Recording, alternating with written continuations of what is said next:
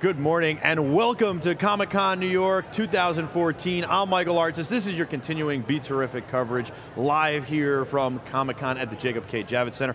Thanks so much for joining us. I am so excited about today. We've got a great lineup of guests, including Curtis Armstrong. You also know him as Booger. We'll have him on later. We'll talk about that and a whole lot more. Right now we've got a great guest. Her name is Erica. She put together a film called Rise of the eSports Hero. And that's pretty interesting. I want to get into that. So tell me about the film and how you started. Well, the film has been, we've been working on it for, I guess, about 3 years now. And initially, I came into it not knowing anything about esports and about the world. So how do you get into a film not knowing anything about the world of esports? I was just fascinated by the subculture. And somebody said, have you heard that these guys get paid to play video games? And I knew a friend that knew a friend that did that. And from that point, I said, let's try to figure it out. So we just started doing a whole bunch of research. There's another guy, Stephen Gillis, who's also the other co-director. And they're not playing necessarily sports games. They're playing like Halo and all sorts of other games. Getting paid to play them, and they have fans, and they're on YouTube, and they're streaming on Twitch, and all sorts of other places. Oh, it's crazy. I mean, the game that we followed in particular for this documentary was StarCraft, or StarCraft 2, but I mean, there are so many games, and they keep adding more and more games with Dota 2 and League of Legends, and it just keeps going on and on. Have you ever tried this? Well, it's funny. I was the one person on our team who, I dare say it, but I still haven't played StarCraft. Wow. I was the one who was sort of asking the silly questions, wondering what the parents and the people in the audience back home might be thinking about it. Yeah. But my camera guy, he played, so he knew. What did you find that you thought was interesting when you were doing this? I just thought, I went in there with probably like most people who turn in and watch the documentary with all the preconceived notions. Oh, it's going to be, you know, subculture and geeks and people who are in their parents' basements. And a lot of my stereotypes were broken. With these guys are athletes. They're players that are just like, you know, think about your NHL players or your baseball players, and they are training. They're going through a whole bunch of regiments, you know, training, whether they're on the computer or they're thinking about it mentally or they're working out at the gym. And I didn't realize there was that much that went into playing a video game. So. I think you brought a clip, is that correct? I did, yeah. And do you want to set it up? What's the clip about? The clip is it's our teaser that we've put together, so it gets you into the world and just gives you an idea about the documentary and about the players that we followed throughout the course of it. All right, let's take a look at that clip. Thanks.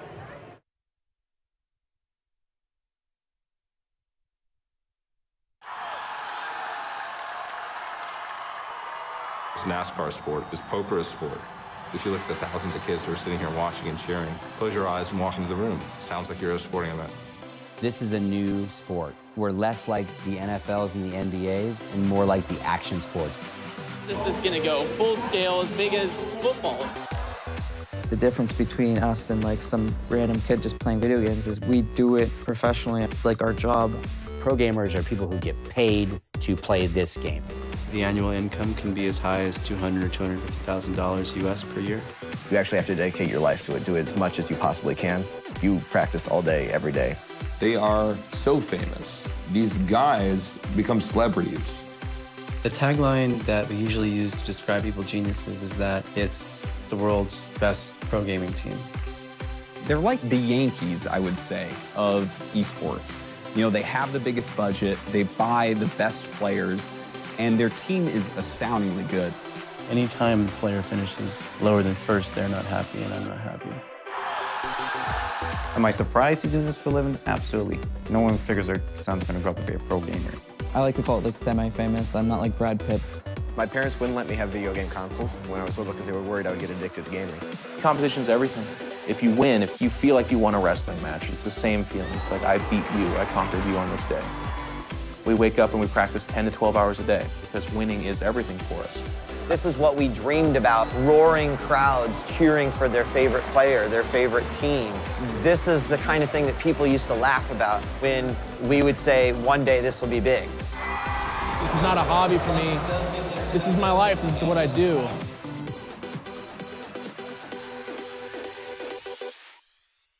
Pretty awesome. I can't wait to see the film. How long did it take to put together? Well, all in all, it was about 2.5 years. It looks like a lot of travel.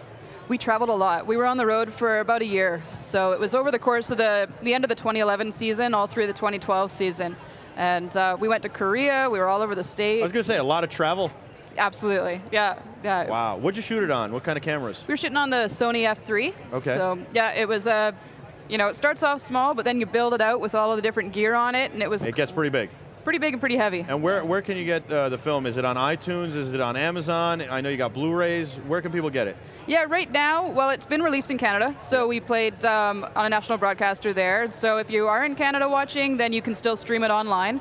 And then we are just about to release it down in the US as well on a whole bunch of streaming sites. Unfortunately, I can't even say where they are yet, just because it's top secret. I'm waiting to be given the word. So about 3 months we should look for this? Yeah, absolutely. And what's your site so people can find out? Yeah, so if you go on to landrockentertainment.com, then you can find out a lot more information, or you can also follow us on Twitter, and also on Facebook, Rise of the eSports Hero. Now, you're from Vancouver. I am, and you play sports too, like real sports. I do. These are real sports, I guess, right? But yep. you play like traditional sports is what I should say. Yep. And so you had an interesting wedding, right? I did, yeah.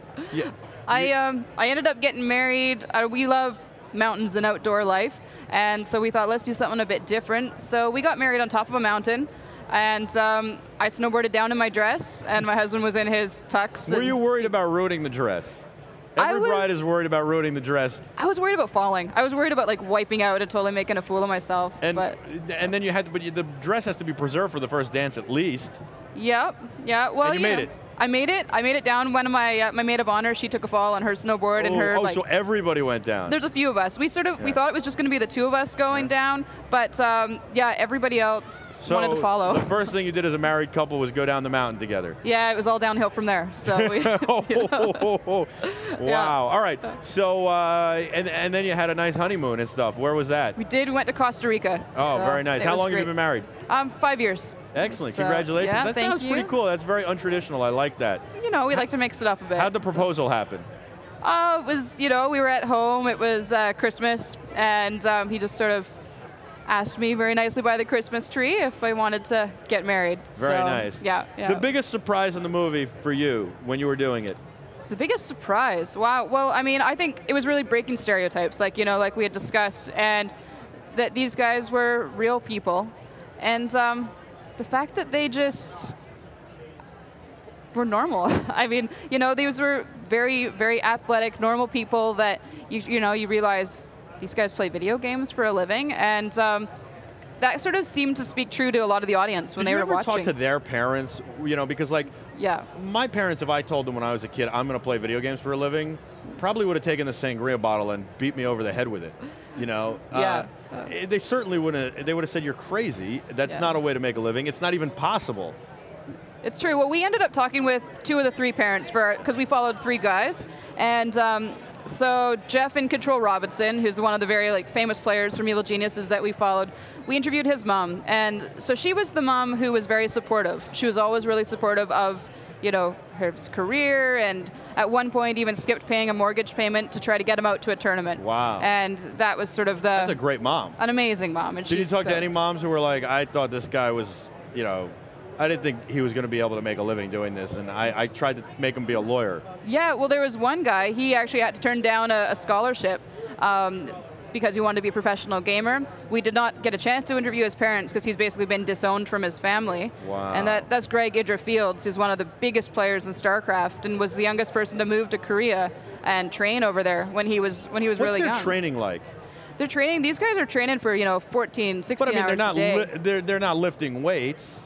No, some of them, they like to go to the gym, and their manager, Alex, he actually makes sure that they do go to the gym, they do keep a good public persona and public profile. But these guys are playing 12, 14-hour days on... And just practicing, practice after practice, and working on their focus. Yeah, they're looking at replays, they're looking at statistics, they will be doing streaming, they'll be on Twitch, they'll be doing some coaching, and you know, a whole variety of items. How much can these guys make? Are we talking like millions of dollars a year? Are we talking hundreds of thousands? Or are we talking tens of thousands? Well, even when we first started following them, it was like, are these guys making six figures yet? And you know, some of them were making six figures when Very you nice. tossed in, their prize winnings. But now even in the summer, there was a big tournament out west that was an $11 million prize pool. Wow. So there's some really big money to be made. Do you see a point where these guys will sign deals through endorsements, through all sorts of stuff where they're making on par with like NFL football players or even CFL players? Believe it or not, some CFL players make a ton of money.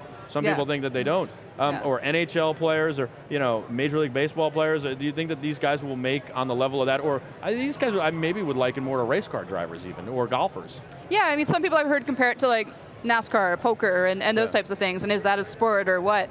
I think it's still in the subculture. It's not quite in the mainstream yet to necessarily be making as large of the endorsement deals. However, that being said, these teams all have sponsors, Evil Geniuses, they have Intel, they have Monster Energy, and a lot of the energy drinks sponsor these teams. The energy drinks love them, and they love the energy drinks because they need the energy to stay up and play video games. Absolutely. And focus. Yeah. And the interesting thing is racing is such an expensive sport. Yeah. There's no expenses here, really, right? Not as many, Right. I mean, I think that they of course want to get the best computer and the travel expenses and all that, involved. and the travel expenses, but they're not, you're not carting around a car and getting tires. No. And no, gas. Exactly. And stuff. So yeah. True. So you do think that they'll make like race car driving money, or like Formula One or something like that at some point? There really could be. It seems to be getting that much more into the mainstream, and it's been amazing just to keep an eye on what's happened since we finished the film. We finished the film about a year ago, and since that time, seeing the prize pools of being 11 million, filling the Staples Center with tournaments, and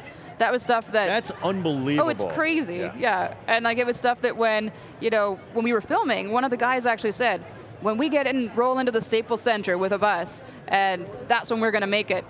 A year and a half later. They're going in like the Lakers. They go in the tunnel, in the bus, underneath, like it's unbelievable. These guys have huge fans. I'm still amazed when I was just at the ESL 1 tournament yesterday, and the fan bases that are there and the crazy fans that they know them all online. But like coming to Comic-Con, it's an amazing opportunity to get to meet a lot of the people that you only know through film or television or in an online world, and you get to see them.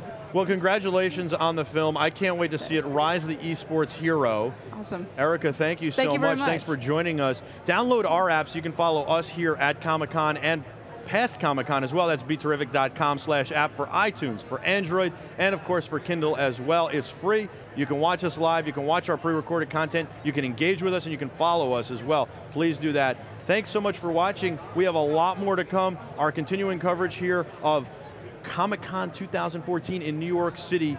It's unbelievable. It's off the charts. Over 622,000 of you have been watching us the last few days. Thank you so much. Keep it locked here. We'll be back right after this.